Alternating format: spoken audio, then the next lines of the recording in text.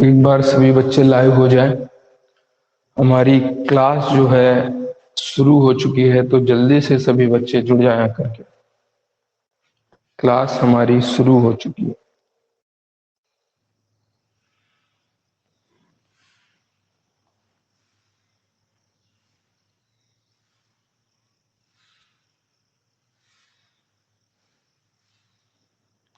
जल्दी से सभी स्टूडेंट्स जुड़ जाया करके। क्लास हमारी स्टार्ट हो चुकी है, शुरू हो चुकी है।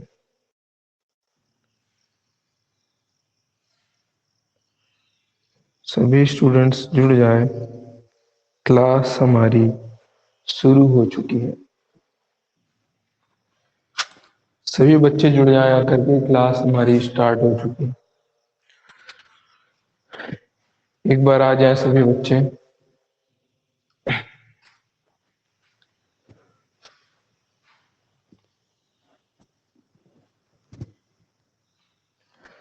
अभी तक की क्लास के अंदर हम लोगों ने पढ़ लिया था ट्रांसक्रिप्शन, रेप्लिकेशन, ट्रांसलेशन। पूरी जो सेंट्रल डोग्मा की प्रक्रिया होती थी, प्रोसेस होती थी, उसको हम लोगों ने पूरी तरीके से कंप्लीट कर लिया था।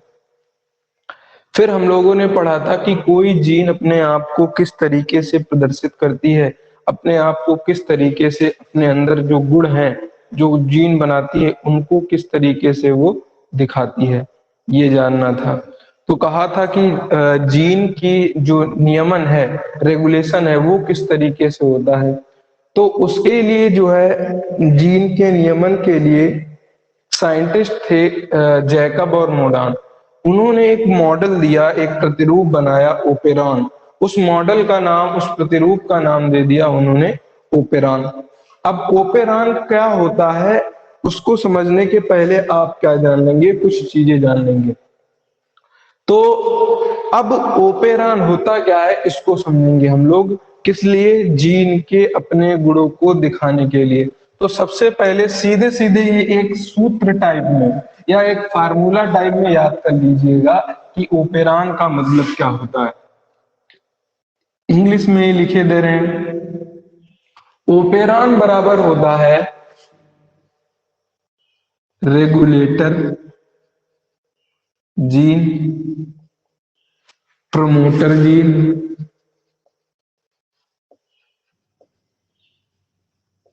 ऑपरेटर जीन,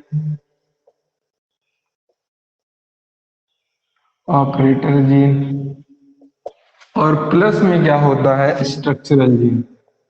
ये चार जीन होती हैं, स्ट्रक्चरल जीन।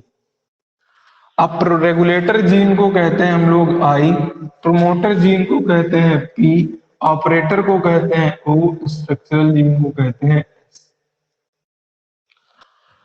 तो ये होता है ओपेरॉन। ओपेरॉन जो है जीनों का समूह होता है। कितनी जीनों का समूह है? चार जीन का समूह है। और उस जीन के समूह को क्या कह देते हैं हम लोग? ओपेरॉन। इस ओपेरॉन के अंदर कितनी जीन आती हैं? चार जीन आती हैं। कौन कौन सी हैं? Regulator gene, promoter gene, operator gene, structural gene.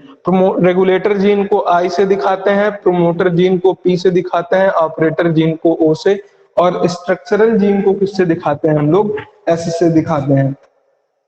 अब इतनी बात पढ़ ली हम लोगों ने प्रोमोटर, ऑपरेटर और किसके बारे में, और स्ट्रक्चरल। तो याद रखना, इसका शॉर्ट फॉर्म क्या होगा? रपोस याद रखना। RPOS। R regulator, P promoter, O मतलब ऑपरेटर, और एस मतलब स्ट्रक्चरल जीन।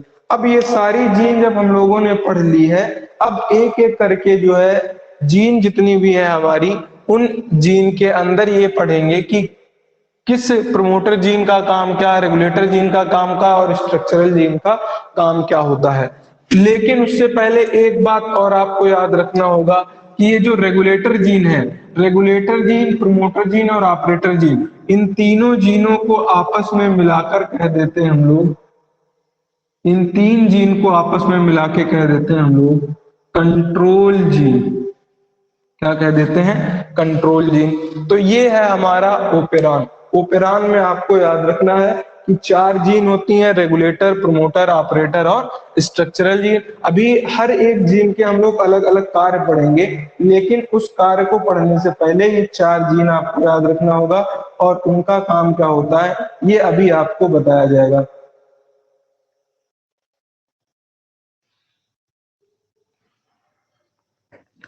अब आगे पढ़ेंगे क्या है, अब नंबर 1 पर जानेंगे रेगुलेटर जीन का काम क्या है, नियामक जीन जो है इसका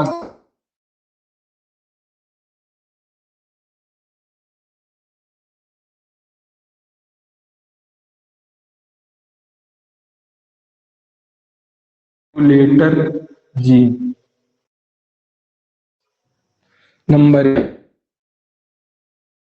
अब नियामक जीन जो है क्या करती है, नियामक जीन हमेशा अपने अंदर से एक रिप्रेसर प्रोटीन, दमक प्रोटीन बनाती है और ये रिप्रेसर प्रोटीन सीधे जाकर कहां पर जुड़ जाती है, ऑपरेटर जीन से या कह सकते हैं प्रचालक जीन से जाकर जुड़ जाती है और ट्रांसक्रिप्शन की क्रिया क्या हो जाती है, रुक जाती है। ये काम होता है हमारा नियामक जीन का। तो एक बार लिख रहे हैं नियामक जीन का क्या है, लिखेंगे यह जीन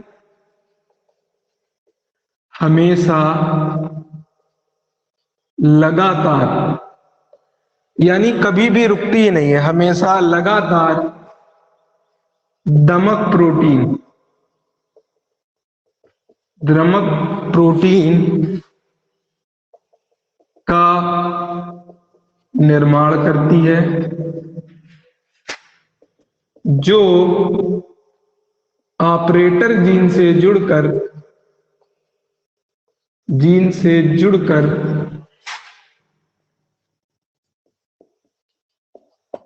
ट्रांसक्रिप्शन, ट्रांसक्रिप्शन को क्या कहते थे, अनुलेखन, अनुलेखन की क्रिया को,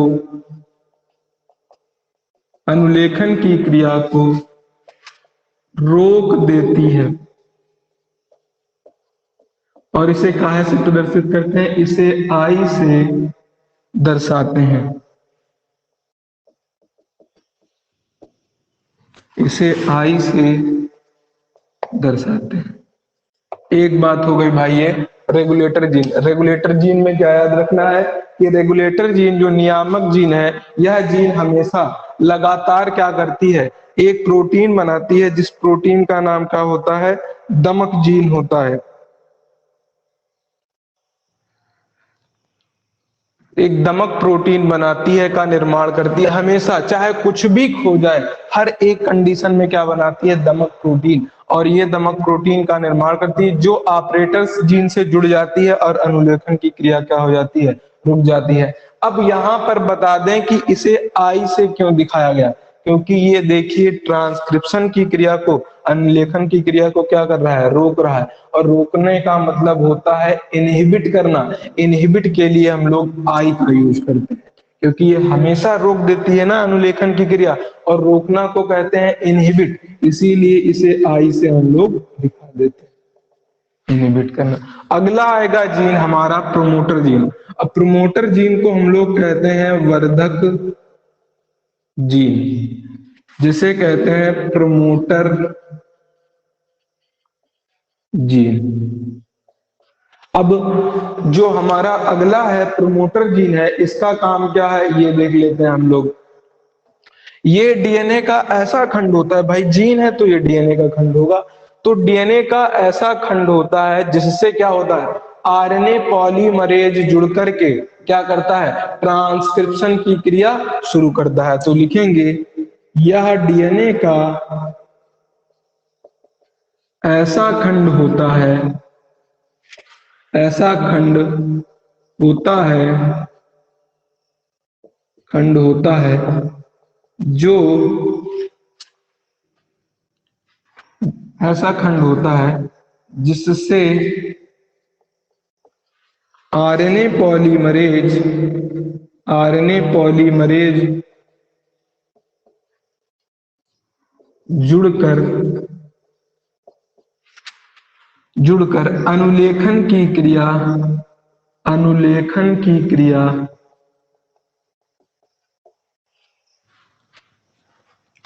अनुलेखन की क्रिया को कराता है। तो ये बात हो गई हमारी किसकी, वर्धक जीन की। और इसे किससे दिखाते हैं, इसे पी से दर्शाते हैं। ये भैया हम लोग ओपेरान मॉडल पढ़ रहे हैं, और हर एक ये जो ओपेरान मॉडल है बहुत ही इंपॉर्टेंट टॉपिक है हमारा ओपेरान मॉडल। अब उसके बाद जो है हमारा कौन सा जीन आएगा, ऑपरेटर जीन। ऑपरेटर जीन को क्या कहते हैं, प्रचालक जीन।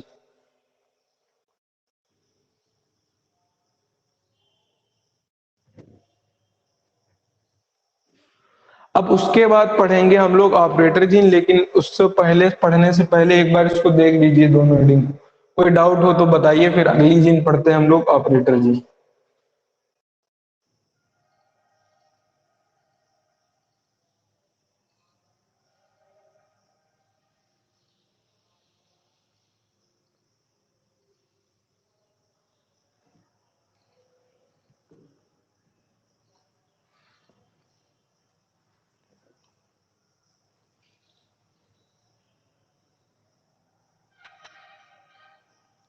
एक बार इसको देख लीजिए भैया, बातें सारी क्लियर हैं, कमेंट कर दीजिए एक बार।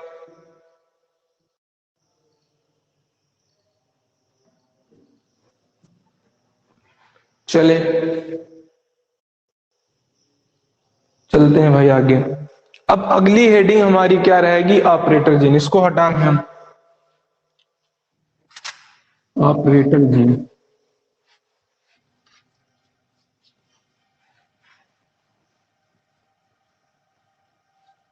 अगली हेडिंग है हमारी तीसरे नंबर की, प्रचालक जीन, जिसे ही कहते हैं हम लोग ऑपरेटर जीन। अब इसका कार्य क्या होता है, अभी देखा था रेगुलेटर जीन जो प्रोटीन बना रही थी वो इससे जुड़ रहा था ऑपरेटर जीन से, और हमारी अनुलेखन की क्रिया क्या हो रही थी, रुक जा रही थी। तो लिखेंगे यह डीएनए का ऐसा खंड है, ऐसा खंड है जो अनुलेखन की क्रिया, अनुलेखन की क्रिया को नियंत्रित करने का, नियंत्रित करने का अभ्यास करता है, नियंत्रित करने का अभ्यास करता है, और एक बंद कुंजी की तरह, ऑफ स्विच की तरह कार्य करता है। और बंद कुंजी, ऑफ स्विच, बटन जो ऑफ कर दी जाती, स्विच ऑफ, ऑफ स्विच की तरह कार्य करता है। ये बात आपको याद रखनी है। इसमें प्रचालक जीन में, प्रचालक जीन में क्या याद रखना है, या डीएनए का ऐसा खंड होता है जो अनुलेखन की क्रिया के लिए क्या करता है, अनुलेखन की क्रिया को नियंत्रित करेगा, और किसकी तरह कार्य करता है, और बंद कुंजी की तरह कार्य करता है। अब क्या करेंगे, और इसे भाई दिखाते किससे, ये भी लिखना जरूरी है। इसे ओ से प्रदर्शित करते हैं। अब ये बात हो गई हमारी किसकी, ऑपरेटर जीन की। इसको एक बार पढ़िए पूरा भैया, प्रचालक जीन क्या है इसको पढ़िए पूरा।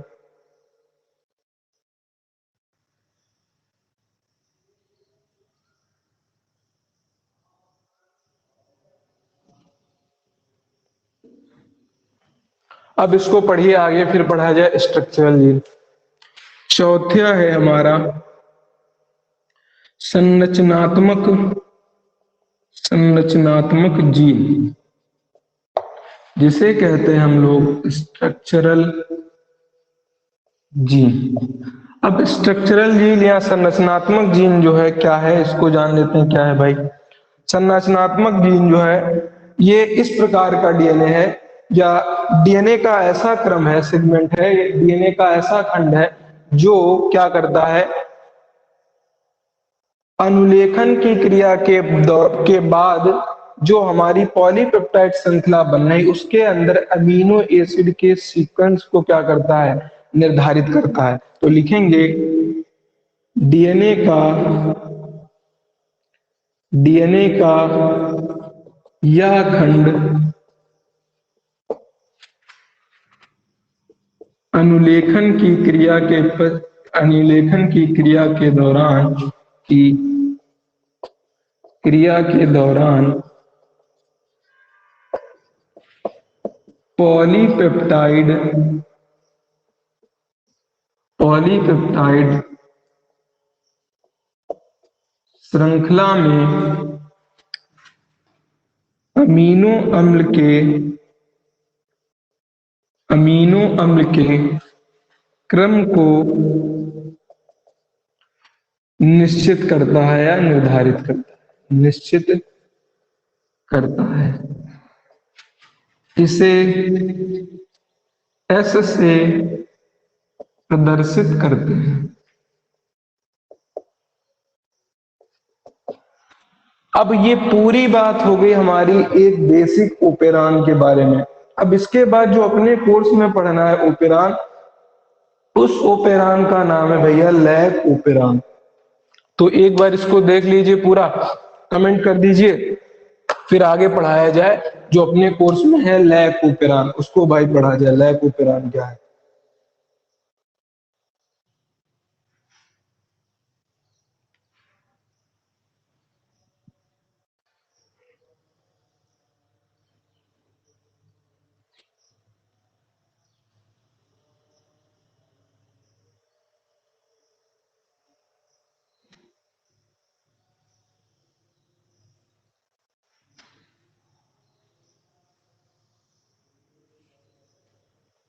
एक बार इसको जल्दी से भाई आगे बताइए, फिर आगे बढ़ाया जाए।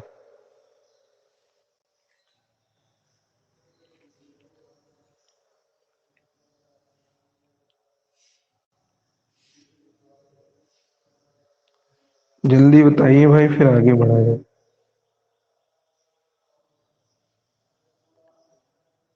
तो हम लोग अब स्टार्ट कर रहे हैं लैक ओपेरान। इसको बिगाड़ा यार। लैक ओपेरान क्या है भाई? ओपेरान है तो ये सारी जीन होंगी। लैक का मतलब लैक्टोज है, वो क्या होगा अभी देखते हैं। चलिए भाई इसको हटा रहे हैं।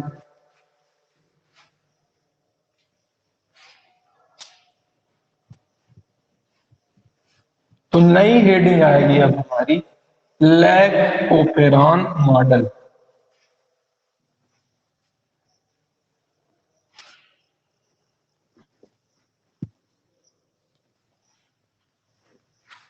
हेडिंग है हमारी लैक ओपेरान।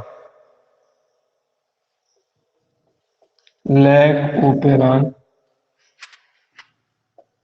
लैक प्रतिरूप। अब सबसे पहले लैक ओपेरान को दिया किसने था? जैकब और मोनोड ने। किसने दिया था भाई? जैकब और मोनोड ने। और ये लैक ओपेरान जो है किसका उदाहरण है? तो कहेंगे लैक ओपेरान जो है जीन के नियमन का अनुलेखन की क्रिया के स्तर पर, अनुलेखन की क्रिया स्तर पर जीन का नियमन का एक उदाहरण है। किस तरीके से जीन अपने आप को नियमित करता है उसका एक उदाहरण है लैक ओपेरान। किसके अंदर चलता है ये चलता है हमारा प्रोकैरियोट यानी बैक्टीरिया के अंदर, ई कोलाई के अंदर। दिया किसने था? जैकब और मोनोड ने। और किस प्रकार का ये मॉडल है? एक प्रकार का जो है ये प्रेरक प्रतिरूप है, इंड्यूसिबल है। और कैसे सब होगा ये सब हम लोग आगे जानेंगे। तो सबसे पहले कुछ बातें इसके बारे में पढ़ते हैं। किसने दिया, किसका उदाहरण है और किस प्रकार का है, तो ये जानेंगे। नंबर 1 पर लिखेंगे बात लैक प्रतिरूप को जैकब और मोनोड ने दिया। सबसे पहली बात, यह काहे का उदाहरण है? जीन के नियमन का उदाहरण है। किस स्तर पर? अनुलेखन स्तर पर। तो लिखेंगे यह अनुलेखन स्तर पर, अनुलेखन स्तर पर जीन के नियमन को, जीन के नियमन को प्रदर्शित करता है। प्रदर्शित करता है। और किसके अंदर चलता है? यह प्रोकैरियोट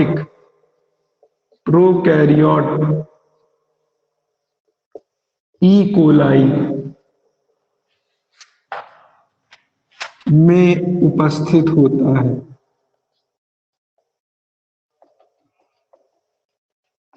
फिर किस प्रकार का है? इंड्यूसिबल ओपेरॉन है, प्रेरक ओपेरॉन है। तो लिखेंगे इसे प्रेरक, इंड्यूसिबल प्रतिरूप कहते हैं। प्रतिरूप कहते हैं, इंड्यूसिबल कहते हैं प्रतिरूप। लैक का मतलब क्या है? लैक्टोज है। अब एक एक दो कंडीशन में पढ़ेंगे।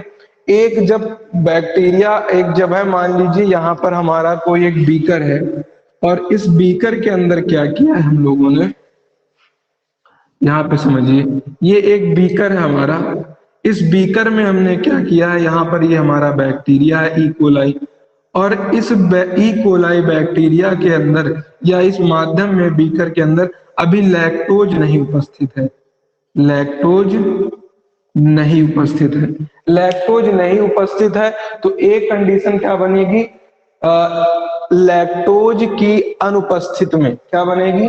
लैक्टोज की अनुपस्थिति में जो होगा हमारा ओपेरॉन वो किस तरीके से प्रदर्शित करेगा, तो ये लिखेंगे। तो नंबर एक है हमारी हेडिंग, समझ लीजिए नंबर हेडिंग रहेगी नंबर एक, माध्यम में लैक्टोज शर्करा, जब माध्यम में लैक्टोज शर्करा अनुपस्थित है तो लिखेंगे जब माध्यम में लैक्टोज शर्करा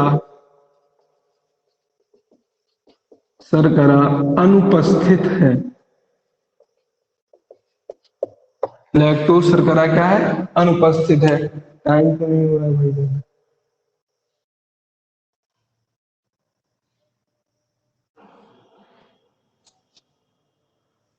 जब माध्यम में लैक्टोज शर्करा अनुपस्थित है। टाइम तो फिलहाल जो है हो रहा है हमारा, लेकिन एक बार इसको थोड़ा सा पढ़ लेते हैं, फोटो बना लीजिएगा आप। तो पहला हमारी हेडिंग क्या है? जब माध्यम में लैक्टोज शर्करा अनुपस्थित है। देखिए भाई, ओपेरॉन मॉडल हमने यही पढ़ रखा था। ये डीएनए का खंड मान लिया, इसके अंदर ये प्रोटीन हो गई हमारी आर, या जिसे ही कहते थे हम लोग आई, ये हो गई प्रमोटर, ये हो गया हमारा ऑपरेटर। इतना हमारी ये प्रोटीन हो गई स्ट्रक्चरल। और बताया था स्ट्रक्चरल जीन जो होती है वो होती है पॉलीसिस्टानिक प्रोकैरियोटिक के अंदर। तो स्ट्रक्चरल जीन यहाँ पर पाई जाती है तीन, जेड वाई ए, और ये तीन जीन क्या कहलाते हैं आपस में मिलकर? Control gene. ये सब पढ़ाया है भाई अभी आपको, कंट्रोल जीन। अब कहा था कि आई जीन हमेशा क्या बनाती है? दमक प्रोटीन बनाती है। हमेशा क्या करती है? आई जीन दमक प्रोटीन बनाती है। और वो दमक प्रोटीन क्या करता है? ऑपरेटर से जुड़ता है और अनुलेखन की क्रिया नहीं होने देता है। तो कहेंगे आई जीन जब ट्रांसक्रिप्शन करेगी तो क्या बनेगा? रिप्रेसर एमआरएनए बनेगा। और रिप्रेसर एमआरएनए से क्या बनेगी? Repressor protein. और रिप्रेसर प्रोटीन को क्या कहते थे हम लोग? दमक प्रोटीन। मान लीजिए ये दमक प्रोटीन बन गई भाई, और ये दमक प्रोटीन किससे जुड़ती थी जाके? ऑपरेटर से। तो ये हमारी ऑपरेटर जीन से जुड़ जाएगी दमक प्रोटीन। और जैसे ही भाई दमक प्रोटीन जुड़ेगी तो बताइए स्ट्रक्चरल जीन जो है उसके अंदर किसी भी प्रकार का ट्रांसक्रिप्शन नहीं होगा। तो लिखेंगे नो ट्रांसक्रिप्शन। ट्रांसक्रिप्शन, जब ट्रांसक्रिप्शन नहीं है तो नो ट्रांसलेशन, ट्रांसलेशन भी नहीं होगा। फिर नो प्रोटीन, तो प्रोटीन भी नहीं बनेगी। पहली बात तो इतना पहले आप फोटो बनाइए, फिर इसको समझा लिया जाए, स्क्रीनशॉट इसको समझ लीजिए। जब माध्यम में लैक्टोज शर्करा नहीं उपस्थित है। यहाँ पर लैक्टोज शर्करा हमने नहीं डाली, ई कोलाई बैक्टीरिया पढ़ा है। अब ई कोलाई के डीएनए के अंदर ये ओपेरान पाया जा रहा है, लैक ओपेरान का। अब आईपीओ इनहिबिटरी जीन जो होती थी, रेगुलेटर जीन, ये हमेशा चाहे उपस्थित हो चाहे कुछ भी ना हो, वो हमेशा रिप्रेसर प्रोटीन बनाती थी। और दमक प्रोटीन, रिप्रेसर प्रोटीन किससे जुड़ती थी जाके? ऑपरेटर से। और ऑपरेटर से जुड़ करके वो क्या करती थी?